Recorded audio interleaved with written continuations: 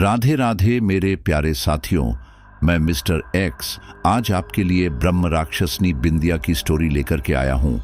अच्छा, आपको ब्रह्म राक्षसनी बिंदिया के बारे में याद तो है ना? कहीं आप उसके बारे में भूल तो नहीं गए हैं? तो मैं आपको बता दूं कि उसके अब तक 3 पार्ट आप सुन चुके हैं और काफ़ी सारे हमारे फैमिली मेंबर्स की डिमांड आ रही थी कि बिंदिया की आगे की स्टोरी आपके साथ शेयर की जाए कि उसके साथ क्या हुआ और क्या नहीं। अच्छा, तो आपको याद दिला दूं कि ब्रह्म राक्षसनी बिंदिया कौन थी। तो देखो, पिछले पार्ट्स में जो आपने सुना होता कि कैसे सरन अपने दोस्त के गांव गया और वहां के खाली पड़े घर से गलती से एक ब्रह्म राक्षसनी बिंदिया को आज़ाद कर देता है। बिंदिया के पास ये ब्रह्म राक्षसनी की शक्तियां कुछ खास कारणों की वजह से आई थी, जिसके कारण वो इनका सही इस्तेमाल करना नहीं जानती और आज के इस मॉडर्न समय में बिल्कुल अबोध बालक की तरह थी। बिंदिया इन सब से तभी आज़ाद हो सकती है जब उसके पूर्व जन्म का पति उसे मिलेगा और इसके लिए वह उसकी तलाश में जुट जाती है। इस तलाश में सरन भी उसका साथ देता है क्योंकि वो उसे अपनी छोटी बहन मानता है। बिंदिया की इस तलाश में कई ढोंगियों का भी उससे सामना होता है, लेकिन सरन उसे बचा लेता है और आखिर में ये फैसला किया जाता है कि बिंदिया को एक साधु बाबा के पास जाकर अपनी शक्तियों को समझना पड़ेगा, तभी कुछ हो सकता है। और इसलिए सरन उसे उसके पास भेज देता है। वहां अपनी शक्तियों को सीखते सीखते बिंदिया की दोस्ती सागर नाम के एक लड़के से हो जाती है। बिंदिया और वो एक दूसरे को चाहने लगते हैं और सागर अपने घर वालों के खिलाफ जाकर बिंदिया से शादी करना चाहता है, लेकिन सागर के घर वालों को सागर की जमीन जायदाद चाहिए, जिसकी वजह से वे लोग सागर पर टोना टोटका करते हैं। और आज मैं अब इससे आगे की स्टोरी आपके लिए लेकर के आ रहा हूं। फिलहाल में बिंदिया शरण को छोड़कर के सागर के पास है। हालांकि वह सरन से भी उतना ही प्यार करती है क्योंकि वह उसका भाई है, लेकिन फिलहाल में वह सागर के पास आई हुई है क्योंकि सागर को कैंसर है और उसके पास बहुत ही कम समय बचा है। तो उसके आखिरी समय में वो उसके साथ है। और जो भी साथी पहली बार चैनल पर आए हैं उनको कहूँगा कि इस चैनल पर और भी बहुत सारी हॉरर स्टोरी है जो आपको ज़रूर पसंद आएगी। तो चैनल को सब्सक्राइब कीजिए और इस फैमिली का हिस्सा बन जाइए। चलिए आगे शुरू करते हैं। सागर बिंदिया का हाथ पकड़कर उसे नीचे ले आया था। बिंदिया इन सब से काफ़ी ज़्यादा हैरान थी और वो उससे बोली, सागर, तुम्हें अंदाज़ा भी है कि तुमने क्या किया है? मैंने तुम्हें सब बताया था, फिर भी तुम। ये सुनकर सागर बोला, मुझे फर्क नहीं पड़ता बिंदिया, मेरे मन में जो कुछ भी था वो तुम्हें बता दिया।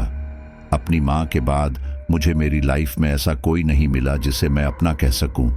सारे लोग एक नंबर के मतलबी हैं, बस तुम ही मेरी अपनी हो। लेकिन मुझे पता है तुम मुझे दोस्त से ज्यादा नहीं मानती, लेकिन मैं फिर भी तुमसे प्यार करता हूं। इसके आगे बिंदिया कुछ ना कह सकी और वे दोनों अपने अपने कमरे में चले गए। वहीं सागर के पिता नमन भी अपने कमरे में आ गए। वे काफी ज्यादा गुस्से में थे। उनकी पत्नी नीलांजना ने जब इसका कारण पूछा तो उन्होंने सब बता दिया। ये सुनकर वह गुस्से में बोली, ये लड़का वैसे तो बहुत सीधा बनता है और अब देखो कैसे अपनी माशूका को घर में ले आया है। अभी के अभी इस लड़की को यहां से दफा करो। कितनी चालाक लड़की है। इसे पता है कि सागर ज्यादा समय तक जिंदा नहीं रहेगा, इसलिए उसने इसे फांसा है। ये सुनकर सागर के पिता नमन बोले, ये इतना आसान नहीं है। इस लड़की के चक्कर में सागर हमसे बहस कर रहा है, इसलिए इस लड़की को ही परेशान करना पड़ेगा। और वह कैसे, ये मुझे पता है। यहां पर जो भी हो रहा था इसके बारे में मुझे ज्यादा पता नहीं था, लेकिन अब इन सब के छींटे मेरे ऊपर भी आने वाले थे। सागर के पिता अब काफी गुस्से में आ चुके थे और वह बिंदिया को नुकसान पहुंचाने की कोशिश कर रहे थे। इसी के साथ ही वे मुझे और मनीषा को भी नुकसान पहुंचाने से पीछे नहीं हटना चाहते थे। उन्होंने हमारे घर का पता लगा लिया और न जाने हमारे घर पर उन्होंने क्या करवाया कि मनीषा को पेट में दर्द रहने लगा। हमने डॉक्टरों को भी दिखाया, लेकिन इसका कोई फल नहीं मिला। दवाई खाकर मनीषा को थोड़ा आराम तो मिलता, लेकिन दवाई के असर के बाद दोबारा से यही सब हो जाता। शुरुआत में तो मैंने इस ओर ज्यादा ध्यान नहीं दिया, लेकिन एक समय के बाद मुझे लगने लगा कि कहीं मनीषा को पत्थरी ना हो गई हो, और यही सोचकर मैंने मनीषा को डॉक्टर को भी दिखाया, लेकिन ऐसा भी कुछ नहीं था। हर गुजरते समय के साथ मनीषा के पेट का दर्द बढ़ने लगा था, जिसकी वजह से मुझे अब लगने लगा कि कहीं मनीषा के ऊपर कोई ऊपरी चक्कर ना हो। यही सोचकर मैंने उसी बूढ़ी बंगालन से इस बारे में बात की। वह बंगालन तंत्र मंत्र और जादू टोने के बारे में काफी अच्छे से जानती थी, और चूंकि वह पहले भी हमारी मदद कर चुकी थी, इसलिए मुझे उनके ऊपर भरोसा था। उस बंगालन ने जब मनीषा को देखा तो उन्होंने कुछ मंत्र बड़बड़ाए। इसके बाद वे बोली, तेरी पत्नी के पेट में एक प्रेत बिठाया गया है, और अगर इसे निकालने की कोशिश की तो अभी तो ये सिर्फ दर्द कर रहा है, बाद में और परेशानी खड़ी कर सकता है।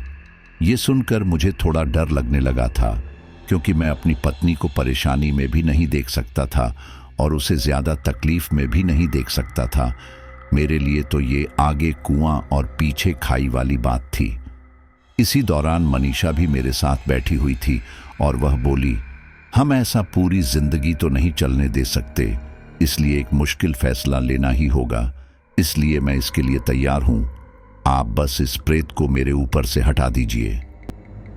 ये सुनकर वह बंगालन बोली, अगर तुम कहती हो तो मैं कर दूंगी, लेकिन ये मेरे अकेले के बस का नहीं है, इसलिए मैं अपने गांव से कुछ लोगों को बुलवा रही हूं। उनके आने जाने का किराया तुम लोगों को देना होगा। इसके लिए हम दोनों मान गए और वे लोग कोलकाता से आने को निकल पड़े। अब चूंकि कोलकाता से दिल्ली काफी दूर था, इसलिए उन्होंने आने के लिए 3 दिन का समय मांगा। हम इसके लिए भी मान गए। वहीं जब तक वे लोग आते तब तक के लिए उन बंगालन ने मनीषा को कोई काला धागा बांध दिया और कहा, ये काला धागा वैसे तो उस शक्ति को तुमसे दूर नहीं कर सकता, लेकिन ये उस शक्ति का प्रकोप तुम्हारे ऊपर ज्यादा बढ़ने से रोक देगा। बस इसे उतारना मत। अगर उतर भी जाए तो दोबारा पहना देना, इससे ये दोबारा सामान्य हो जाएगी। इसके लिए हम दोनों मान गए और अब हम उन लोगों के आने का इंतजार करने लगे। इस दौरान हमारी बिंदिया से लगातार बात होती रहती थी, लेकिन हमने उसे इस बारे में नहीं बताया था, क्योंकि हम उसे परेशान नहीं करना चाहते थे। इन्हीं सब के दौरान बातों ही बातों में बिंदिया ने हमें ये सब बता दिया कि सागर का पिता उससे खार खाए बैठा है। अब बिंदिया ने हमें पहले ही बताया था कि वे लोग काला जादू वगैरह भी करते हैं, इसलिए मुझे शक होने लगा कि कहीं ये सब सागर के पिता का तो किया धरा नहीं है। लेकिन ये बात मैं मुंह पर कैसे बोलता, इसलिए चुप ही रहा। अब तक वे लोग भी आ चुके थे और मैं आज शाम के समय मनीषा को लेकर वहां गया। हम दोनों उन बंगालन की झोपड़ी में बैठ गए, जबकि बाहर मौजूद सारे लोग किसी क्रिया की तैयारी करने लगे। कुछ समय बाद वह बंगालन झोपड़ी में आई और बोली, देखो बेटा, अभी जो होने वाला है उससे तुम्हारे शरीर पर से नियंत्रण हट सकता है, लेकिन तुम कोशिश करना कि उस चीज को अपने ऊपर हावी ना होने दो। लेकिन अगर तुम उसे नहीं भी रोक पाई तो कोई बात नहीं, हम सब संभाल लेंगे। इस पर मनीषा ने हाँ में गर्दन हिला दी और वह बंगालन बाहर चली गई। उनके जाने के बाद मैंने मनीषा को गले लगाया और कहा, देखो चिंता मत करो, सब कुछ सही होगा, मैं यहीं हूं तुम्हारे साथ। इस पर मनीषा कुछ न बोली, उसे मन ही मन डर जो लग रहा था। थोड़ी देर बाद वही बंगालन अंदर आई और मनीषा को बाहर आने को कहा। मनीषा बाहर आई और उसे सबने जमीन पर बने एक गोल घेरे में बैठने को कहा। उसके वहां बैठते ही एक 45-50 वर्षीय शख्स आगे आया और मनीषा का हाथ पकड़कर वह धागा खोलकर कुछ मंत्र बोलने लगा। उस समय तक रात हो चुकी थी और वहां रोशनी के नाम पर सिर्फ मोमबत्तियां जलाई हुई थी। उस मोमबत्ती की रोशनी से वे अजीब से मंत्र गूंज रहे थे, जिसके कारण मुझे थोड़ा डर सा लगने लगा था। कुछ देर बाद मैंने देखा कि मनीषा का शरीर कांप रहा था। उसके आगे जो मोमबत्ती रखी हुई थी उसकी रोशनी उसके चेहरे पर पड़ रही थी। उस रोशनी में मनीषा के चेहरे पर कुछ पसीने की बूंदें साफ देखी जा सकती थी। मनीषा का शरीर कुछ देर कांपता रहा और फिर उसके बाद वह बुरी तरह से अपना सिर गोल गोल घुमाने लगी। ये नज़ारा काफ़ी ज़्यादा भयानक था। मुझे मनीषा की चिंता होने लगी थी, इसलिए मैं दौड़कर आगे आया, लेकिन तभी एक आदमी ने मुझे रोका और कहा, अभी इसके पास जाना खतरे से खाली नहीं है, यह क्रिया होने दो। ये सुनकर मैं बेबसी से मनीषा की ओर देखने लगा, क्योंकि सिवाय देखने के मैं कुछ नहीं कर सकता था। इन सब के अगले ही पल मनीष उठी और उठकर गोल गोल घूमते हुए नाचने लगी। इस दौरान उसके पास खड़ा वह आदमी अजीब से मंत्र बोलते जा रहा था। अब इससे पहले कि कोई कुछ समझ पाता, मनीषा ने एक जोरदार थप्पड़ उस आदमी को दिया, जिसके कारण वह आदमी वहीं गिर पड़ा। ये देखकर तो मेरा हलक ही सूख गया था, क्योंकि मनीषा काफी सुलझी हुई लड़की थी। वह किसी पर ऐसे हाथ नहीं उठाती थी, लेकिन आज उसने उस आदमी को वहीं ढेर कर दिया था। उस आदमी ने उठने की कोशिश की, लेकिन उससे पहले ही मनीषा तेजी से उसके पास आई और उसके ऊपर बैठकर उसकी छाती फाड़ने की कोशिश करने लगी। लेकिन इससे पहले कि मनीषा यह करती, आसपास खड़े लोगों ने उसे पकड़ लिया और अगले ही पल एक आदमी ने एक सफेद सा पाउडर मनीषा के मुंह पर डाल दिया। वह पाउडर पड़ने से मनीषा बुरी तरह खांसने लगी और इसी दौरान मौका पाकर वे सारे लोग दोबारा से मंत्र बोलने लगे। यह उन मंत्रों की शक्ति ही थी या कुछ और कि वहां का तापमान थोड़ा गर्म होने लगा था। मनीषा को इन सब से काफी ज्यादा तकलीफ हो रही थी, जिसके कारण वह वहीं पर घुटनों के बल बैठ गई। सब लोग उसके आसपास घूमते हुए मंत्रोच्चारण करते रहे। इस दौरान हमें लग रहा था कि हम जीत गए, लेकिन ऐसा नहीं था। अगले ही पल मनीष एकदम से उठी और एक तेज चीख मारी। इन सब से वह सारे लोग थोड़ा घबरा गए और कुछ देर के लिए उन्होंने मंत्रोच्चारण रोक दिया। मनीषा के अंदर मौजूद प्रेत शायद इसी मौके की फिराक में था। अब इससे पहले कि कोई दोबारा से मंत्रोच्चारण करता, मनीषा ने अपने सामने खड़े एक शख्स को एक जोरदार लात मारी। उन सब ने मिलकर मनीषा को रोकने की काफी कोशिश की, लेकिन इसका कोई फायदा नहीं हुआ। मनीषा ने उन सब को गिरा गिरा कर मारा। मैं उन सब से थोड़ा दूर यह सब देख रहा था। उन सब को पीटने के बाद मनीषा मेरे पास आई और मेरे गालों पर हाथ फेरते हुए भयानक दोहरी आवाज में बोली, ये नौजवान तो कितना सुंदर है, इसे तो अपने साथ लेकर जाऊंगी। ये सुनकर मैं थोड़ा डर गया था, क्योंकि उस प्रेत की नजर अब मुझ पर पड़ चुकी थी। मैं उससे थोड़ा दूर हटा, लेकिन तभी मनीषा गुस्से में दोहरी आवाज में बोली, इस लड़के को मारकर मैं अपने साथ ले जाकर ही रहूंगी। बोलकर वह मेरी गर्दन दबाने लगी। ये देखकर वह बंगालन हमारे पास आई और मनीषा को एक तमाचा जड़ा और कहा, पागल हो गई है, अपने पति को मारेगी। ये सुनकर मनीषा ने एक नजर उन्हें घूरा और फिर एक के बाद एक कई थप्पड़ उन्हें मारे और कहा, बुढ़िया, तेरी मुझे मारने की हिम्मत कैसे हुई। वह बंगालन काफी उम्र की थी और मनीषा उनका काफी सम्मान करती थी, और ऐसे में मनीषा के हाथों से थप्पड़ खाना उनके लिए काफी सदमे वाला था। मनीषा अभी भी गुस्से में उस बंगाल को घूर रही थी। इतने में ही मौका पाकर मैंने वह काला धागा दोबारा से मनीषा के हाथों में बांध दिया। उसके कारण मनीषा के शरीर में दोबारा से कंपी होने लगी और फिर वह बेहोश हो गई। ये देखकर उनमें से एक शख्स बोला, वह शक्ति अब दोबारा से इसके भीतर समा चुकी है, लेकिन उसने अभी तक इसे छोड़ा नहीं है और मुझे नहीं लगता कि हम इसे बचा सकते हैं, इसलिए आपको किसी और से मदद लेनी चाहिए। अब इसके आगे मैं क्या ही कहता, इसलिए मैं मनीषा को लेकर वापस घर आ गया। यहाँ अच्छी बात यह थी कि उस धागे के कारण मनीषा के ऊपर वह शक्ति हावी नहीं हो पा रही थी, जिसके कारण हमें कोई खास दिक्कत नहीं हो रही थी।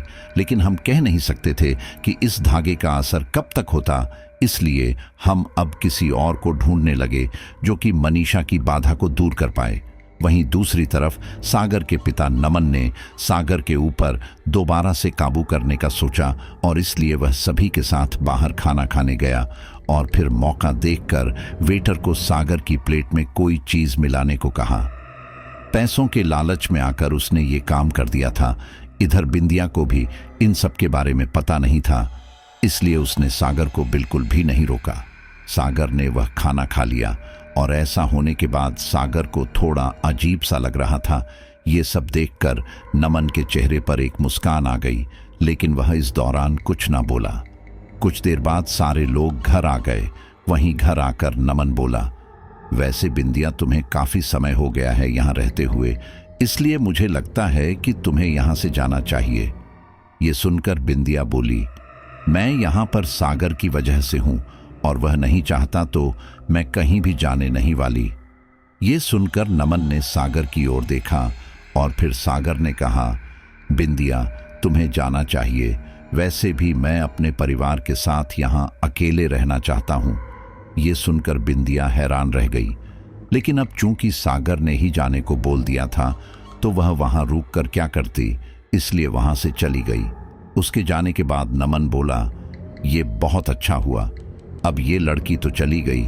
अब सागर बेटा, तुम अपने मरने तक यहीं रहोगे और तुम्हारे मरने के बाद जो कुछ भी तुम्हारे नाम है वह सब भी हमारा होगा। इस पर सागर कुछ न बोला। वहीं नीलांजना अब काफी खुश थी, क्योंकि सागर के नाम पर उनकी संपत्ति का काफी बड़ा हिस्सा था और अब वह हिस्सा उनका वापस हो जाएगा।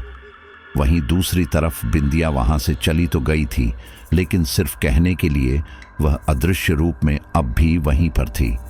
इन दोनों की ये हरकत देखकर बिंदिया को काफी ज्यादा गुस्सा आ रहा था, इसलिए उसने एक भयानक कदम उठाया। अगले दिन जब सागर उठा तो वह काफी परेशान था, क्योंकि बिंदिया जो उसके साथ नहीं थी वह वहां पर काफी अकेला महसूस कर रहा था, जिसके कारण उसने नाश्ता भी नहीं किया। सागर को इस तरह से देखकर बिंदिया से रहा नहीं गया और वह सागर के सामने आ गई। बिंदिया को अपने सामने देखकर सागर अपने आप पर काबू ना रख सका और बिंदिया को गले लगा लिया और रोते हुए कहा, मुझे माफ कर दो बिंदिया, मैं तुम्हें यहां से जाने के लिए बोलना नहीं चाहता था, लेकिन पता नहीं क्यों मेरे ऊपर से नियंत्रण हट गया था। यह सुनकर बिंदिया मुस्कुराते हुए बोली, कोई बात नहीं, मुझे सब समझ आ गया था, लेकिन तुम ठीक हो, बस यही चाहिए था। इस पर सागर कुछ ना बोला। वहीं सागर के माता पिता को यह नहीं पता था कि उनके ऊपर कितनी बड़ी मुसीबत आन पड़ी है। उसी रात नीलांजना जब रात को पानी पीने के लिए उठी तो उसे बाहर से कटकट की आवाज आई। वह आवाज सुनकर जब नीलांजना उस तरफ गई तो उसे कुछ नजर नहीं आया। ये देखकर उसे लगा कि यह उसके मन का वहम होगा। यही सोचकर वह पलटकर जाने लगी, लेकिन ठीक इसी दौरान उसे पीछे से एक तेज धक्का लगा। उसे ऐसा लगा जैसे कि कोई अनजान शक्ति उसके शरीर में घुसने की कोशिश कर रही थी। नीलांजना काफी ज्यादा घबरा गई थी। उसने काफी ज्यादा कोशिश की कि वह शक्ति उसके ऊपर हावी ना हो, लेकिन उसकी कोशिश नाकाम रही। अगले ही पल वह अनजान शक्ति उसके शरीर में समा चुकी थी और अब उसका शरीर किसी रोबोट की तरह हो गया था। वह सब जान समझ रही थी, लेकिन बावजूद उसका अपने शरीर पर कोई कंट्रोल नहीं रह गया था। नीलांजना अपने कमरे में आई और चुपचाप जाकर सो गई। अगले दिन वह हर रोज की तरह ही कामों में लगी रही। इस दौरान किसी को भी कल रात की घटना का पता नहीं चला। सुबह नाश्ते के समय नमन सागर से बोले, वैसे मेरी तुम्हारे डॉक्टर से बात हुई, उन्होंने कहा कि तुम्हारे पास अब ज्यादा समय नहीं है, तो क्या सोचा है? मतलब तुम्हारे नाम पर काफी कुछ है। ये सुनकर सागर शांत रहा। ठीक इसी दौरान बिंदिया की आवाज उसके कानों में गूंजी, तुम्हारे ऊपर का वशीकरण मैंने हटा दिया है, लेकिन इन लोगों को लगता है कि वह अभी भी तुम्हारे ऊपर है, इसलिए तुम उनकी हाँ में हाँ मिलाओ। यह सुनकर सागर बोला, सोचना क्या है, आप लोग जैसा कहोगे वह मैं कर दूंगा। यह सुनकर नमन की आंखों में चमक आ गई और उसने कहा, ठीक है, फिर मैं प्रॉपर्टी के कागज तैयार करवाता हूं, तुम वकील के सामने उसके ऊपर साइन कर देना। यह सुनकर सागर ने हाँ में अपनी गर्दन हिला दी और वे सारे दोबारा से नाश्ता करने लगे। दोपहर के समय वकील आने वाला था। उसके सामने इन सब के बारे में बात की जाने वाली थी, लेकिन इससे पहले कि वह आता नमन की तबीयत खराब होने लगी। पहले तो उसने इसे नजरअंदाज किया, लेकिन फिर अचानक से उसे उल्टियां होने लगी। तबीयत ज्यादा खराब होने के कारण उसे अस्पताल ले जाया गया। वहां कुछ चेकअप होने के बाद डॉक्टर को काफी हैरानी हुई और फिर उन्होंने कुछ और चेकअप करने के लिए कहा। इन सब के लिए वह लोग भी मान गए और डॉक्टर उनके कुछ और चेकअप करने लगे। इसी दौरान मुझे मनीषा के लिए एक पादरी मिल गए थे। उन्होंने दावा किया था कि वह मनीषा की बाधा उतार देंगे। तय समय पर वह हमारे घर आए और पता नहीं क्या बोलने लगे। इस दौरान मैंने उनसे कहा कि उस धागे की वजह से वह शक्ति इसके ऊपर हावी नहीं हुई है और यह धागा उतारने के बाद ही कोई क्रिया काम करेगी। इस पर उसने मुझे वह धागा खोलने के लिए कहा, मुझे उनके ऊपर भरोसा था, इसलिए मैंने वह धागा खोल दिया। धागा खोलते ही मनीषा का शरीर हवा में ऊपर उठा। ये देखकर वह पादरी इतना ज्यादा घबरा गया कि वहीं बेहोश हो गया। ये देखकर मैंने अपना माथा पीट लिया, क्योंकि इन्होंने कितनी बड़ी बड़ी बातें की थी और अब देखो। खैर, मैंने 2-4 लोगों की मदद से मनीषा को पकड़ा और वह धागा दोबारा बांध दिया, जिसके बाद वह दोबारा सामान्य हुई।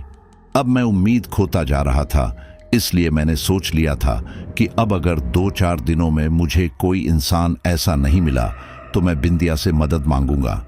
यहाँ पर मैं इतना ज्यादा टेंशन में था कि मैं एक इंसान को तो भूल गया था जो हमारी मदद कर सकते थे, और वह थे वही तांत्रिक जो मुझे गोपाल के गांव में मिले थे।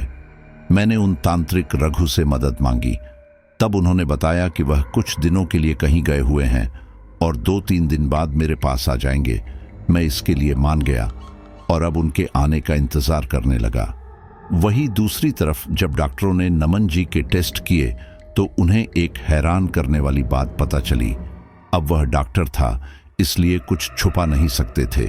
इसलिए उन्होंने साफ साफ नमन के परिवार वालों से इस बारे में बात की। उन्होंने बताया कि नमन को कैंसर है, वह भी लास्ट स्टेज, और अब उनका बचना भी काफी मुश्किल है।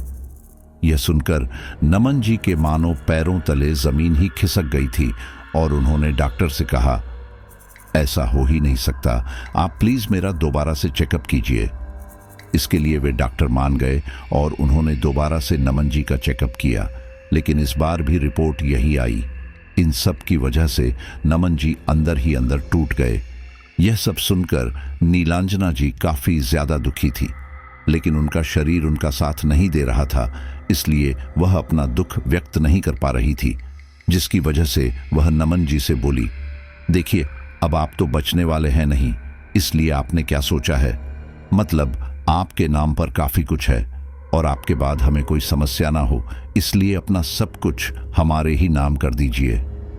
नमन पहले ही काफी दुखी था और नीलांजना की बात उसे और दुखी कर रही थी, इसलिए उसने उसे एक थप्पड़ मारा और कहा, यहां तुम्हारा पति मर रहा है और तुम्हें संपत्ति की पड़ी है। मेरे मरने के बाद तू पक्का कहीं और मुंह मारेगी। तेरे जैसी औरत होती ही ऐसी है, पहले पैसों के लिए मुझसे शादी की और सारा पैसा मिलने के बाद अब तू किसी और से शादी करेगी। यह सब सुनकर नीलांजना को काफी ज्यादा गुस्सा आया, लेकिन वह अपने शरीर पर नियंत्रण ना होने के कारण वह व्यक्त भी नहीं कर पा रही थी। तभी नीलांजना बोली, इसमें गलत क्या है? आप तो ऐसा बोल रहे हो जैसे आप दूध के धुले हो। अगर मुझे कुछ होगा तो आप क्या दूसरी शादी नहीं करते? और वो फिर मेरे बच्चों के साथ भी यही करती जो हम सागर के साथ कर रहे हैं। ये सुनकर सागर बोला, वैसे माँ आप गलत भी नहीं कह रही, आप इनकी अपनी हैं और जाने से पहले इन्हें इतना तो करना ही चाहिए, मैं भी तो कर रहा हूं। यह सुनकर नमन को काफी ज्यादा गुस्सा आया, लेकिन वह कुछ ना बोल सका क्योंकि वह अंदर ही अंदर घुट रहा था। अब नमन, जो कि हमेशा सागर के पीछे पड़ा रहता था, अब काफी गुमसुम रहने लगा था। इसी दौरान नीलांजना ने अपने बच्चों को वापस बुला लिया था और उन्हें सारी बात बता दी थी। यह सुनकर बच्चों को दुख तो हुआ, लेकिन अपने मम्मी पापा के साथ रहने के कारण वे इतने ज्यादा मतलबी बन गए थे कि उन्हें इसका कुछ खास फर्क नहीं पड़ा। उन्हें बचपन से जो सीख मिली थी कि हमेशा हर किसी से पैसों के लिए मतलब रखना, वही आज वे दोनों कर रहे थे। नमन जी अपने कमरे में रहकर घुटने लगे थे कि इसी दौरान एक रात जब वो उठे तो उन्होंने देखा कि नीलांजना उनके पास नहीं थी। यह देखकर वह बाहर की तरफ गए। बाहर आकर उन्होंने देखा कि नीलांजना कुछ मंत्र बोलते हुए एक गुड़िया में कुछ सुइयां चुभा रही थी।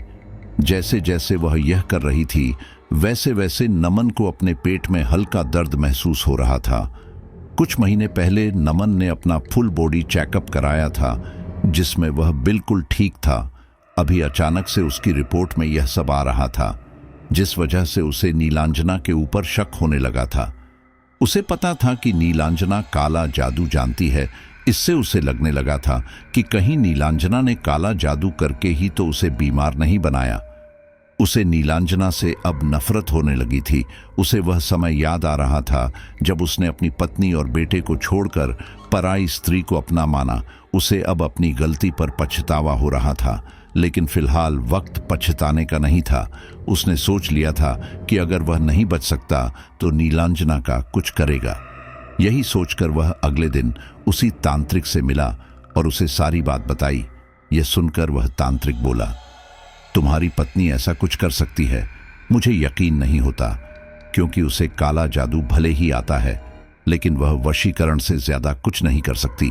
और आज तक हमेशा तुमने ही सब किया और करवाया था। वह तो तुम्हारी हर बात मानती थी, फिर अचानक से क्या हुआ उसे? तब नमन बोला, हम कह नहीं सकते कि कौन कैसा है। नीलांजना हमेशा से काला जादू जानती थी, और अब मुझे समझ आया कि मेरी पहली पत्नी इतनी बीमार कैसे हो गई थी, जबकि वह दवाइयां सही से खा रही थी। ये औरत बहुत ही ज्यादा चालाक है। यह हमेशा दूसरों को आगे रखकर चालें चलती है। इस पर वह तांत्रिक बोला, तो तुम मुझसे क्या चाहते हो? यह सुनकर नमन ने एक नजर उस तांत्रिक को देखा और फिर कहा, मुझे बदला चाहिए। इसके लिए मैंने वह सब किया जो मुझे नहीं करना चाहिए था। उसके बावजूद उसने मेरे साथ ऐसा किया। मुझे पता है कि मेरे पास ज्यादा समय नहीं है और अब मैं अपने बच्चों से उनका हक भी नहीं लेना चाहता। मुझे पता है उनके दिल में मेरे लिए भी ज्यादा कोई खास जगह नहीं है, लेकिन फिर भी मैं इतना चाहता हूं कि मेरे पैसों से नीलांजना ऐसे ना रह पाए। ये सुनकर वह तांत्रिक बोला, ठीक है, मैं तुम्हारा काम कर दूंगा, लेकिन बदले में मुझे कुछ जमीन चाहिए। यह सुनकर नमन बोला, आपको जो चाहिए वह मैं आपको दे दूंगा, बस आप मेरा काम कर दो। बोलकर नमन वापस घर आ गया। उसके घर आते ही नीलांजना बोली, मुझे पता है कि मैंने आपसे काफी गलत तरीके से बात की, लेकिन मेरी बात को समझिए, वह सब मैंने नहीं किया था। पता नहीं कोई शक्ति मेरे ऊपर हावी हो गई थी, जिसकी वजह से मैं वह सब बोल गई। लेकिन आपने भी मुझे काफी कुछ बोला था, इसलिए बात को जाने दीजिए। हम एक काम करते हैं, किसी दूसरे डॉक्टर को दिखा लेते हैं। इस पर नमन ने मन ही मन सोचा, हाँ, अब तो तुम ऐसा बोलोगी ही, वरना तुम्हें पता है कि तुम सड़क पर जो आ जाओगी। लेकिन वह यह सब नीलांजना के सामने नहीं बोल सकता था, इसलिए उसने कहा, कोई बात नहीं, मैं समझ रहा हूं, लेकिन बस मुझे बच्चों की फिक्र है। यह सुनकर नीलांजना बोली, आप फिक्र क्यों करते हैं, मैं हूं ना। इस पर नमन कुछ ना बोला और अपने कमरे में जाकर सो गया। वहीं दूसरी तरफ वह तांत्रिक रघु हमारे पास आ चुका था। हमने उन्हें सारी बात बताई। यह सुनकर वह तांत्रिक बोला, यह काम जितना आसान लगता है उतना है नहीं। मैं इसे ठीक तो कर दूंगा, लेकिन उसके बाद वह प्रेत इसके शरीर से निकलकर आसपास मौजूद किसी और के शरीर में चला जाएगा। इसलिए हमें काफी कुछ देखना पड़ेगा। एक काम करो, तुम जल्दी से कोई खाली जगह ढूंढो। इस पर मुझे याद आया कि उस बंगालन के घर के पास काफी ज्यादा खाली जगह थी, इसलिए मैंने उन्हें वह जगह बताई और इसके बाद मैं मनीषा और वह तांत्रिक वहां पहुंच गए। उस तांत्रिक ने एक पेड़ से मनीषा को बांधा और फिर हम सबको भी एक बड़े से व भूत से बने गोले के अंदर बंद कर दिया और कहा, इस गोले में से कोई भी बाहर मत आना, क्योंकि अभी जो मैं करने वाला हूं उसके कारण वह प्रेत बाहर किसी के ऊपर भी कब्जा कर सकता है, और अगर तुम लोग इस वृत्त के अंदर रहे तो फिर तुम्हें कुछ नहीं होगा। इस पर हम सारे लोग मान गए और फिर उन्होंने मनीषा के हाथों में बंधा वह धागा खोलकर अजीब से मंत्रों का उच्चारण करना शुरू किया। अब मनीषा क्योंकि बंधी हुई थी, इस वजह से वह ज्यादा कुछ नहीं कर पा रही थी। उसके शरीर में मौजूद प्रेत छूटने की काफी कोशिश कर रहा था, लेकिन छूट नहीं पा रहा था। कुछ देर बाद उस तांत्रिक ने कोई पानी मनीषा के ऊपर डाला और कहा, बता कौन है तू, किसने तुझे यहां भेजा है। वह पानी पड़ने से मनीषा के ऊपरी स्किन जल सी गई थी। वह दर्द से करहारने लगी थी, लेकिन कुछ बोली नहीं कि इसी दौरान उस तांत्रिक ने दोबारा से मनीषा के ऊपर वह पानी डाला। इसी के साथ ही थोड़ा सफेद पाउडर भी डाल दिया, जिसकी वजह से मनीषा घबराते हुए दोहरी आवाज में बोली, बताती हूं, मुझे नमन ने भेजा था, मेरा इसमें कोई दोष नहीं है, मैं तो खुद मुक्ति पाना चाहती हूं, लेकिन मुझे एक तांत्रिक ने कैद करके रखा है। और वही मुझसे यह सब करवाता है। यह सब सुनकर वह तांत्रिक बोला, मुक्ति पाने में मैं तेरी मदद करूंगा, लेकिन बस तू मुझे यह बता दे कि नमन कहाँ मिलेगा। यह सुनकर मैंने कहा, मुझे पता है कि यह किसकी बात कर रही हैं। आप इसे मुक्त कर दो और उसके बाद आप मेरे साथ चलना। इस पर वह तांत्रिक मान गया और फिर उस तांत्रिक ने उस प्रेत को मुक्ति दिलवाने की क्रिया शुरू की। अब बात हद से आज ज्यादा बढ़ चुकी थी। अगर हमने अभी कुछ नहीं किया तो आगे न जाने नमन क्या क्या करता। इसलिए हमने अब इस बारे में बिंदिया से बात करने की सोची। मैंने बिंदिया को इस बारे में सब कुछ बता दिया। यह सब सुनकर बिंदिया को काफी ज्यादा गुस्सा आया, इसलिए वह अपने आप पर काबू न रख सकी और सीधे नमन के कमरे में गई। नमन उसके भाई को तकलीफ देकर उसे तकलीफ देना चाहता था, इसलिए आज बिंदिया उसे बताना चाहती थी कि जब अपनों पर बीतती है तो कैसा लगता है। यही सोचकर वह उसके बेटे के कमरे में गई और उसके शरीर पर कब्जा कर लिया। बिंदिया के बस में आकर वह नमन के कमरे के अंदर आया और नमन को घूरने लगा। नमन को यह काफी अजीब लगा और उसने उससे पूछा कि तुम यहाँ क्या कर रहे हो। ये सुनकर वह कुछ न बोला। उसके चेहरे पर एक डरावनी मुस्कान आ गई और फिर अगले ही पल उसका शरीर हवा में तैरने लगा। ये देखकर नमन काफी ज्यादा घबरा गया और उसके मुंह से चीख निकल पड़ी। उसकी आवाज सुनकर घर में मौजूद सारे लोग वहां आए और अपने सामने मौजूद ये भयानक मंजर देखा। उस समय सब लोगों की सांसें अटक सी गई थी, लेकिन यह सब देखकर सागर को समझ आ चुका था कि यह सब बिंदिया का किया धरा है। वह भले ही उसके सौतेले भाई थे, लेकिन उनसे उसे कोई बैर नहीं था और आज बिंदिया ने छोटे मासूम बच्चों को इस तरह परेशान करके उसे मन ही मन काफी ज्यादा दुखी कर दिया था।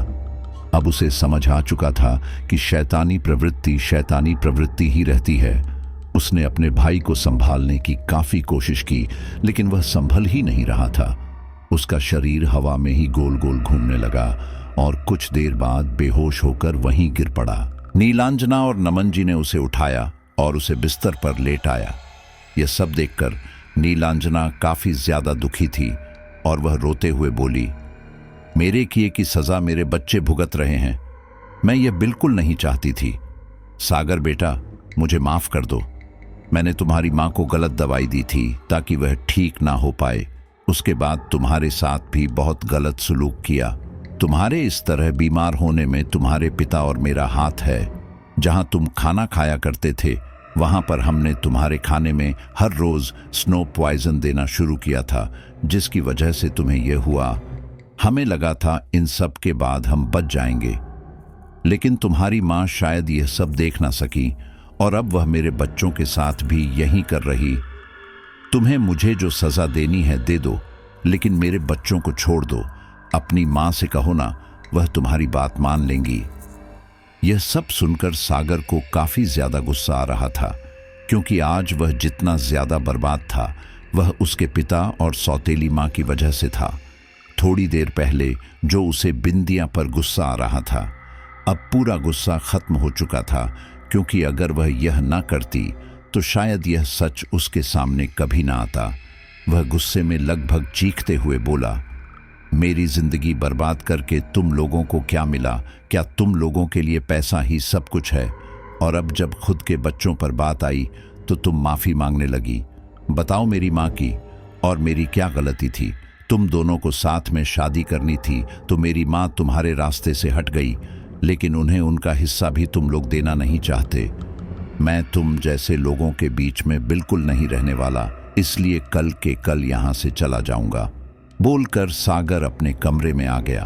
उसके जाने के बाद नीलांजना बोली, मुझे मेरे बच्चे सही सलामत चाहिए, मुझे सागर का हिस्सा नहीं चाहिए, इसलिए भगवान के लिए यह सब बंद करो। यह सुनकर नमन कुछ ना बोला, क्योंकि उसे समझ नहीं आ रहा था कि वह क्या करे। इसी दौरान रात के समय जब वे सारे लोग सो रहे थे, तब अचानक से एक अजीब आवाज से सबकी नींद खुली। वह आवाज हाल में से आ रही थी। सारे लोग अपने अपने कमरे में से निकलकर हाल की तरफ आए, लेकिन वहां पर कुछ भी नहीं था। यह सब देखकर सागर बोला, मैं यहां से वापस न जाऊं, इसलिए क्या तुम लोग कोई नई चाल चल रहे हो? यह सुनकर नीलांजना बोली, इन सब में मेरा कोई हाथ नहीं है। अगर इन्होंने कुछ किया होगा तो मैं कह नहीं सकती। अब इससे पहले कि नमन कुछ कहता, वहां पर अजीब अजीब से साए आने लगे। वे बड़ी बड़ी भयानक काली परछाइयां बहुत भयानक लग रही थीं। उन काली परछाइयों की 2 चमकती लाल आंखों के अलावा कुछ भी नहीं था। उन परछाइयों को देखकर नमन के दोनों छोटे बच्चे काफी ज्यादा घबरा गए और रोने लगे। वही यह सब देखकर नीलांजना बोली, यह सब क्या है? क्या हमारा घर भूतों का अड्डा बन चुका है?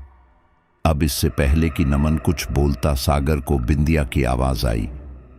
सागर, इन्हें मैंने नहीं बुलाया है, लेकिन यह जो कोई भी है तादाद में बहुत ज्यादा है, कम से कम 100 से 200 के बराबर, और मुझे नहीं लगता कि मैं इनका मुकाबला कर पाऊंगी, इसलिए अभी के अभी सबको लेकर भागो यहां से। ये सुनकर सागर एक तेज आवाज में बोला, हमें अभी के अभी यहां से निकल जाना चाहिए। लेकिन नमन बिल्कुल शांत बना हुआ था, क्योंकि उसे पता था कि यह सब उस तांत्रिक का किया हुआ है और यह उसे कोई नुकसान नहीं पहुंचने वाले। ये यहाँ पर नीलांजना के लिए आए हैं। ये देखकर नीलांजना ने उससे दोबारा कहा, लेकिन जब वह फिर भी शांत बना रहा तो नीलांजना उसे छोड़कर जाने लगी।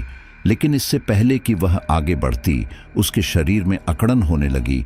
उसके शरीर में काफी ज्यादा दर्द होने लगा, लेकिन वह इसमें कुछ भी कर नहीं पा रही थी। ये देखकर नीलांजना सागर से रोते हुए बोली, प्लीज अपनी माँ से बोल दो कि मुझे छोड़ दे, मुझे कुछ भी नहीं चाहिए और ना ही मैं तुम्हें नुकसान पहुंचाऊंगी। ये सुनकर सागर कुछ ना बोला, क्योंकि ये सब बिंदियां तो करवा ही नहीं रही थी, लेकिन उसने उनकी मदद करने की सोची। उसने उन्हें ले जाने की काफी कोशिश की, लेकिन वह तो मानो अपनी जगह पर जम सी गई थी। ये देखकर सागर ने नमन से कहा, आप खड़े खड़े देख क्या रहे हैं, मेरी मदद कीजिए। ये सुनकर नमन गुस्से में बोला, चिंता मत करो, ये मरने नहीं वाली, ये सिर्फ इसे इस लायक करेगी जिससे ये आगे मेरे पैसों पर अय्याशी न कर सके। ये सुनकर नीलांजना हैरानी से बोली, इसका मतलब ये सब आपका किया धरा है? नमन गुस्से में बोला, हाँ, क्योंकि तुमने मेरे साथ ये सब किया जिसकी वजह से मेरी मौत होने वाली है, और अब तुम मेरे पैसों पर अय्याशी करती। तुमने पैसों के लिए ही तो मुझसे शादी की थी, और अब मेरा तो तुम्हारी लाइफ में कोई काम नहीं बचा। ये सुनकर नीलांजना को काफी गुस्सा आया। वहीं उसका बेटा बोला, आपने हमारी माँ के साथ जानबूझकर ऐसा किया।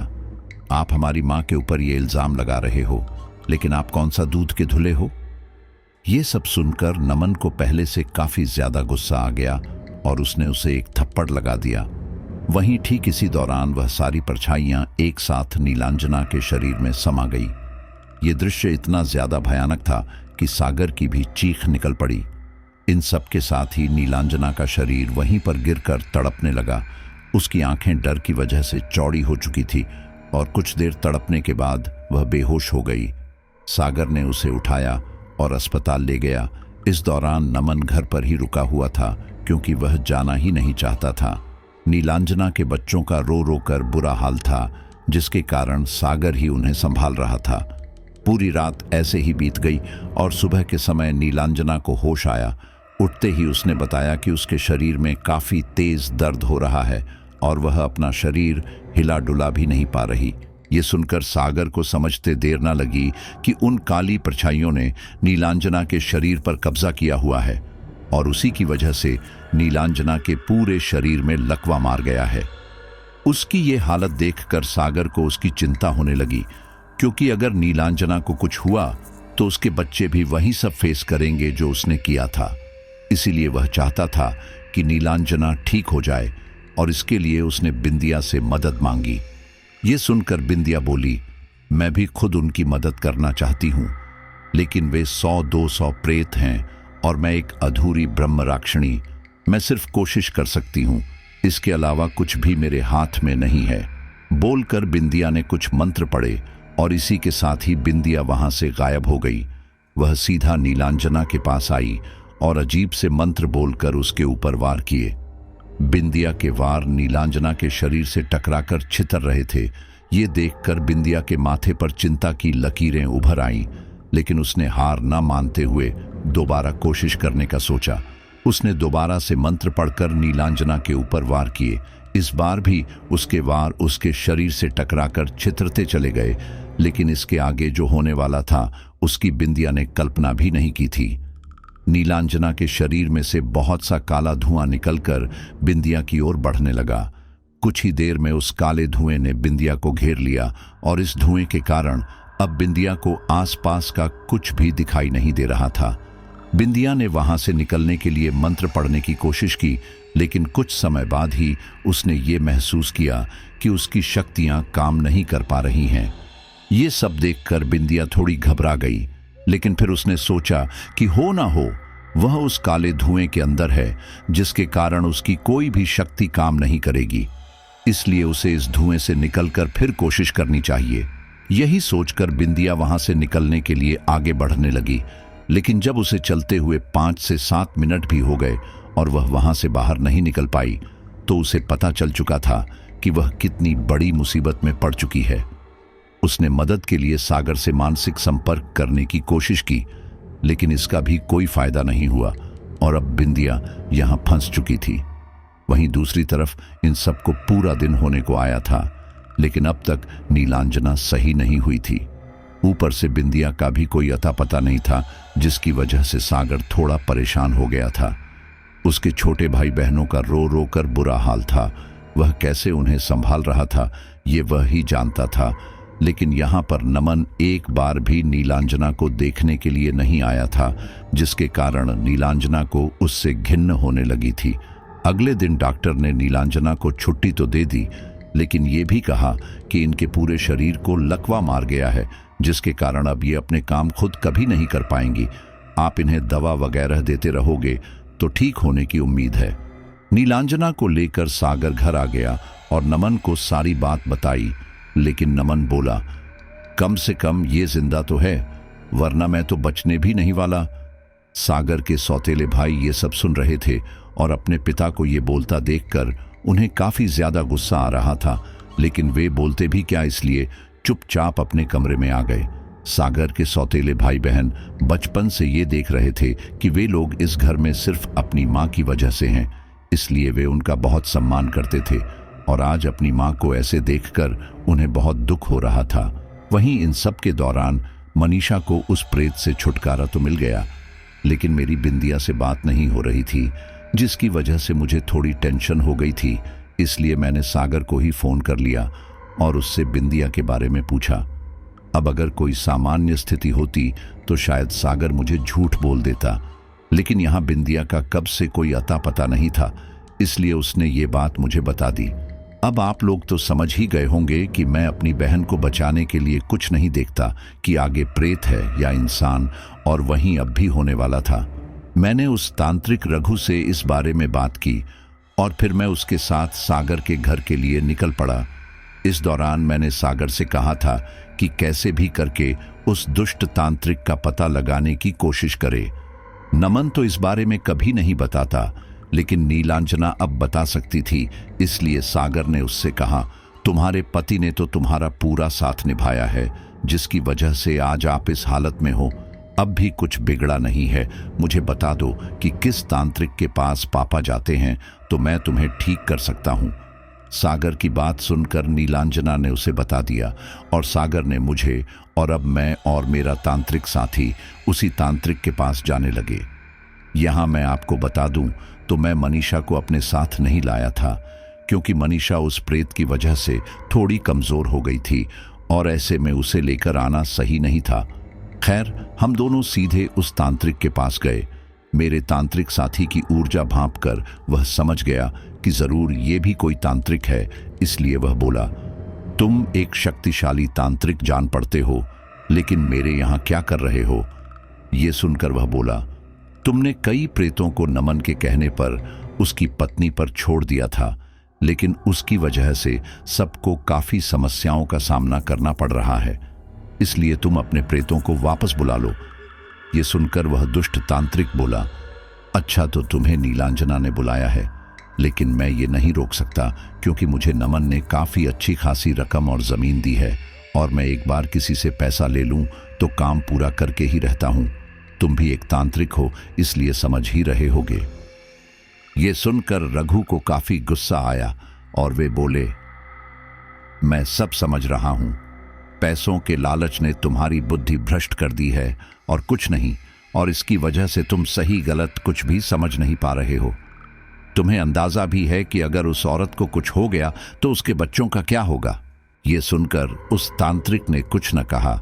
ये देखकर उन्हें काफी गुस्सा आया और वे बोले, अगर तुम सीधे से मेरी बात मान लेते तो मुझे कम से कम ये नहीं करना पड़ता, लेकिन कोई बात नहीं, वैसे भी तुम तांत्रिक समाज के नाम पर कलंक हो।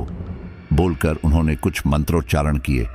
इसी के साथ ही वहां हवा में अजीब तरह के साए बनने लगे, जिसे देखकर मैं भी थोड़ा घबरा गया था।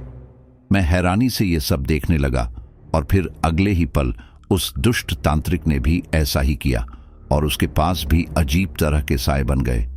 लेकिन यहां हैरानी की बात यह थी कि उस दुष्ट तांत्रिक के साए मेरे साथी के सायों से ज्यादा थे। मुझे लगा कि हमारा हारना तय है और यही सोचकर मैंने अपनी आंखें बंद कर ली। लेकिन यहां जो मैंने सोचा था वह नहीं हुआ।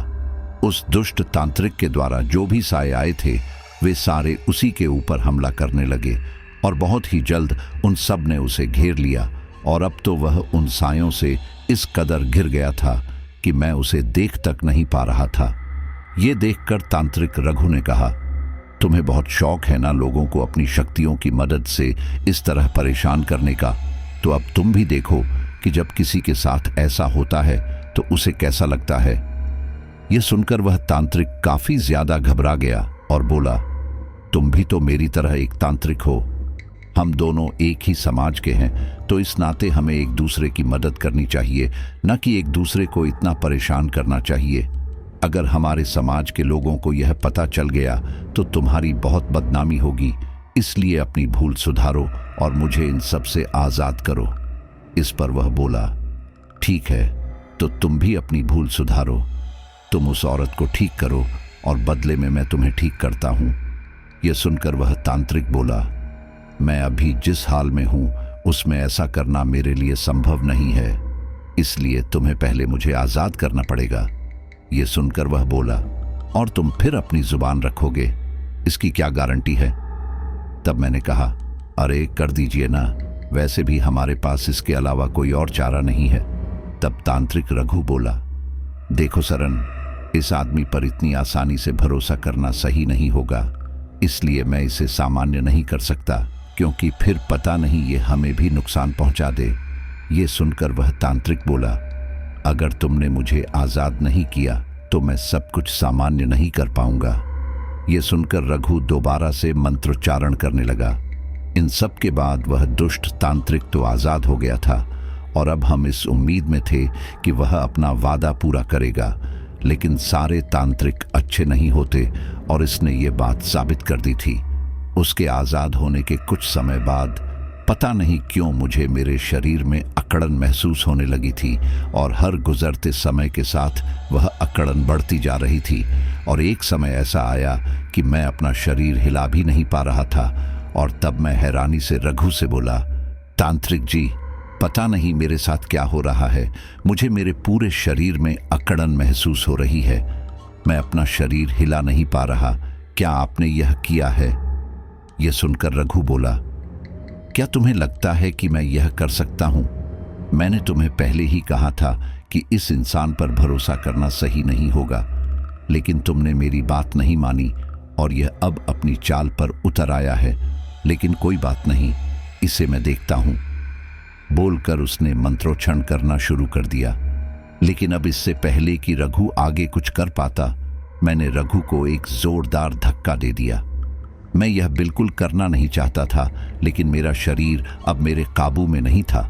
मैंने अपने किए कि उनसे माफी मांगी और अब इससे पहले कि रघु कुछ कहता, वह दुष्ट तांत्रिक बोला, मेरी तुम दोनों से कोई जाति दुश्मनी नहीं थी, मैं सिर्फ अपना काम कर रहा था और तुम दोनों ही मेरे काम में टांग अड़ा रहे थे। यह सुनकर रघु को काफी ज्यादा गुस्सा आ रहा था और अब इससे पहले कि वह कुछ करता, मैंने रघु के ऊपर हमला कर दिया।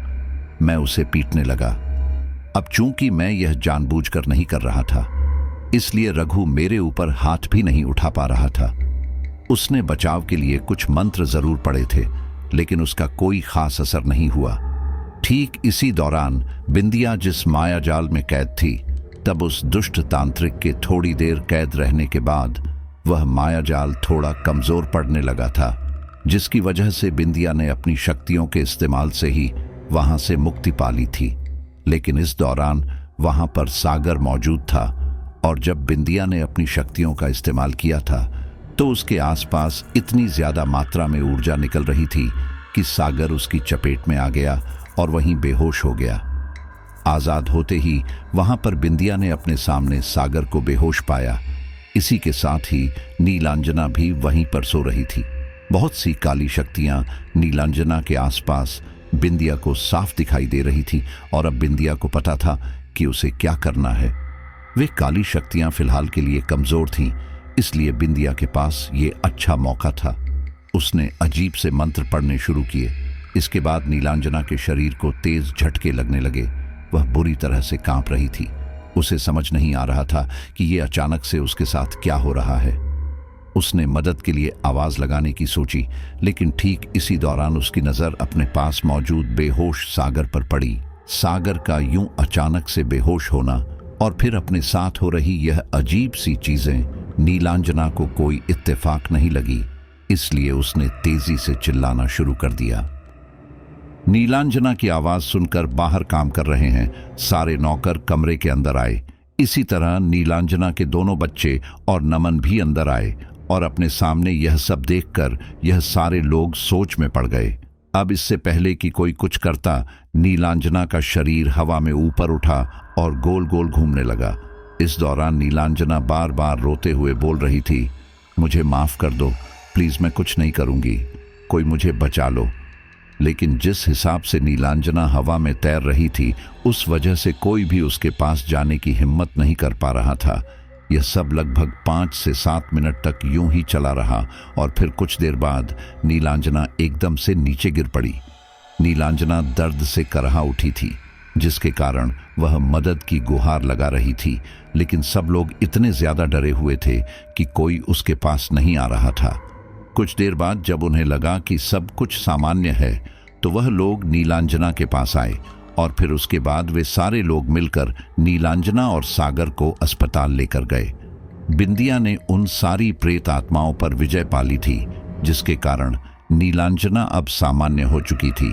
लेकिन उसे यह भी आभास हो चुका था कि मैं यानी कि सरन जरूर किसी मुसीबत में हूं, इसीलिए वह बिना कुछ सोचे समझे सागर और उसके परिवार को छोड़कर मुझे बचाने के लिए आ गई।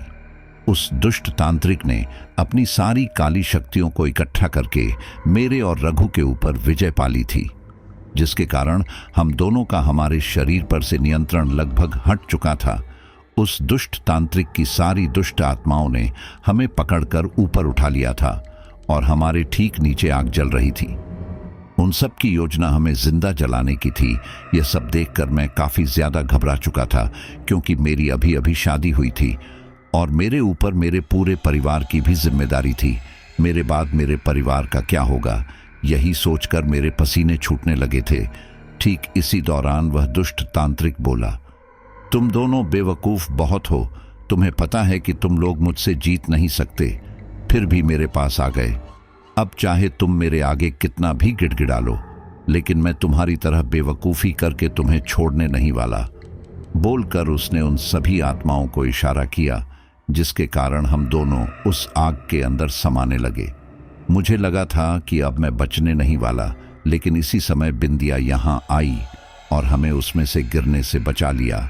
वह दुष्ट तांत्रिक बिंदिया को देख नहीं पा रहा था, लेकिन उसकी शक्ति का आभास उसे हो चुका था, इसलिए वह बोला, मुझे नहीं पता कि तू कौन है और यहाँ क्यों आई है, लेकिन मुझे तेरी शक्ति से इतना तो पता चल चुका है कि तू काफी शक्तिशाली है, और अगर मैंने तुझे अपने काबू में कर लिया तो मैं कुछ भी कर सकता हूँ। यह सुनकर बिंदिया को काफी ज्यादा गुस्सा आया, और उससे पहले कि वह तांत्रिक कुछ करता, बिंदिया ने उसे एक जोरदार थप्पड़ दिया और बोली, तुम जैसे घटिया लोगों ने पूरे तांत्रिक समाज का नाम खराब कर रखा है। मैं सामान्य लड़की थी, लेकिन तेरे ही तरह एक घटिया तांत्रिक की वजह से आज मैं यहाँ इस जीवन मरण के चक्कर में फंसी हुई हूँ। तेरे जैसे लोगों की वजह से मैंने न जाने कितने बेगुनाहों को ऐसे परेशान किया है, लेकिन आज मैं बताऊंगी कि इसका अंजाम क्या होता है। यह सुनकर वह तांत्रिक थोड़ा घबराया तो जरूर, लेकिन अगले ही पल उसने खुद को संभाला और अजीब से मंत्र बोलने लगा। अब इससे पहले कि वह उस मंत्र को पूरा पढ़ता, बिंदिया ने उस मंत्र को पढ़ना शुरू कर दिया। यह सुनकर वह काफी ज्यादा हैरान रह गया और बिंदिया उससे बोली, मैं भले ही किसी ब्राह्मण कुल से नहीं हूं, लेकिन अब मुझे काफी कुछ पता चल ही चुका है कि इन शक्तियों को कैसे इस्तेमाल करना है। बिना किसी अपराध के एक ब्रह्म राक्षसनी बनने के बाद भी अगर मैं इतना झेल ही रही हूं तो आज थोड़ा अपराध कर ही लेती हूं। बोलकर उसने उस दुष्ट तांत्रिक की गर्दन पकड़ी।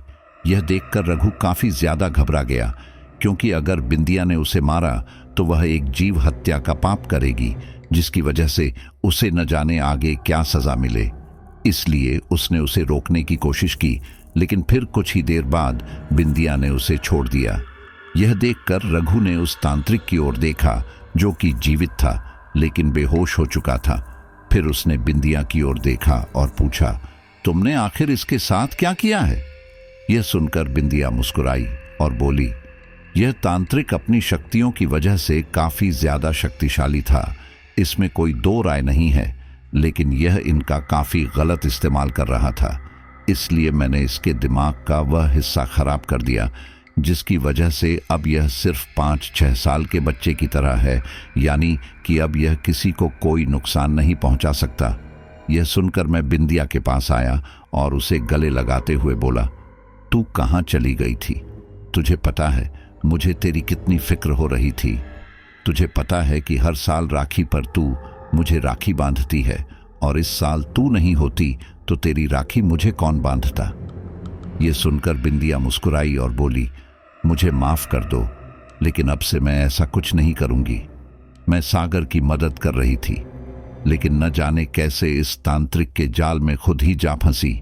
लेकिन अब मैं ठीक हूं, मैं आपके साथ वापस चलती हूं, लेकिन उससे पहले जरा सागर को देखा आऊं, वह न जाने क्यों बेहोश हो गया था।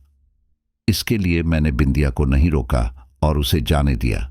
बिंदिया वहां से सीधे अस्पताल गई, जहां पर सागर को भर्ती किया गया था। नीलांजना अब काफी ठीक थी, लेकिन वह काफी ज्यादा कमजोर हो चुकी थी, और चूंकि इतने सारे प्रेत इतने दिनों से नीलांजना के शरीर में थे, इस वजह से नीलांजना के शरीर में कैंसर ने जन्म ले लिया था। लेकिन यह अभी फर्स्ट स्टेज में था, इसी वजह से इसका इलाज संभव था। नीलांजना तो होश में आ चुकी थी, लेकिन सागर न जाने क्यों होश में नहीं आया था। उस तेज झटके के कारण सागर के दिमाग का एक हिस्सा खराब हो चुका था, जिसकी वजह से वह कोमा में चला गया था। बिंदिया ने अपनी शक्तियों से उसके दिमाग के उस हिस्से को ठीक किया, लेकिन वह अभी भी होश में नहीं आ पा रहा था। बिंदिया को लगा कि कहीं सागर के ऊपर किसी बुरी शक्ति का साया तो नहीं, लेकिन जब उसने अपनी शक्तियों के इस्तेमाल से उसे देखा तो वह बिल्कुल ठीक था, लेकिन सागर अब कोमा में था। बिंदिया ने उसे होश में लाने की काफी कोशिश की, लेकिन वह फिर भी होश में नहीं आया। इस वजह से वह काफी ज्यादा परेशान थी। वह कैसे भी करके उसे होश में लाना चाहती थी, लेकिन कुछ कर नहीं पा रही थी। उसने इस बारे में हमसे बात की, तब रघु ने कहा, बिंदिया कोमा एक तरह से वह स्टेज है जहां पर इंसान अपने ही दिमाग में कैद हो जाता है। हमें लगता है कि वह बेहोश है, लेकिन असल में वह अपने दिमाग में बिल्कुल सामान्य तरीके से अपनी जिंदगी जी रहा होता है, जिसकी वजह से वह इन सब में उलझ जाता है। मुझे लगता है कि सागर भी सपने और वास्तविकता में उलझ चुका है, और अब अगर जब तक उसे यह एहसास न कराया जाए कि वह जो जिंदगी जी रहा है वह हकीकत नहीं बल्कि सपना है, तब तक वह वहां से बाहर नहीं आ सकता। हम में से कोई ऐसा कर नहीं सकता, और यह काम सिर्फ तुम ही कर सकती हो। लेकिन यह काम इतना भी आसान नहीं होगा, क्योंकि सागर के सपने में प्रवेश करने के बाद तुम्हारी शक्तियां लिमिटेड हो जाएंगी। ये सब सुनकर बिंदिया ने ज्यादा कुछ नहीं सोचा और वह बोली, चाहे कुछ हो जा, मैं सागर को बचाकर ही रहूंगी। फिर चाहे इसके लिए मुझे कुछ भी करना पड़े, मैं पीछे नहीं हटूंगी। इसलिए मैं आज ही सागर के उस सपने में जाकर सागर को लाने की कोशिश करूंगी। मैं उसे जान तो नहीं देना चाहता था, लेकिन अगर यहाँ पर सागर की जगह मनीषा होती तो मैं भी तो यही करता। यही सोचकर मैंने उसे जाने दिया। अब क्या होगा आगे? क्या बिंदिया सागर को बचा पाएगी या खुद भी वहीं कैद हो जाएगी? ये जानेंगे हम अगले भाग में। तब तक के लिए सभी साथी अपना ध्यान रखिए और मैं पूरी कोशिश करूंगा कि अगले पार्ट में आपको ब्रह्म राक्षसनी के पूरे रहस्य खोल दूं और इस ब्रह्म राक्षसनी को मुक्ति मिल पाती है या नहीं मिल पाती, ये भी अगले पार्ट में ही आपको पता चलने वाला है। तो आप बस बाकी स्टोरी सुनते रहिए, लेकिन इस स्टोरी को भी ध्यान में रखिएगा, कहीं इसे भूल जाए और जब अगला पार्ट आए तो आपके दिमाग में ही ना रहे। और मैं कोशिश करूंगा कि जल्दी से जल्दी इसका पार्ट आपके सामने लाया जाए। बल्कि आप जानते हैं कि इसके अलावा चैनल पर और भी बहुत ही कमाल की और बड़ी बड़ी स्टोरी आ रही है। अब उनमें मेरी काफ़ी मेहनत लग रही है और उम्मीद करता हूं कि आप मेरी मेहनत को समझ रहे होंगे।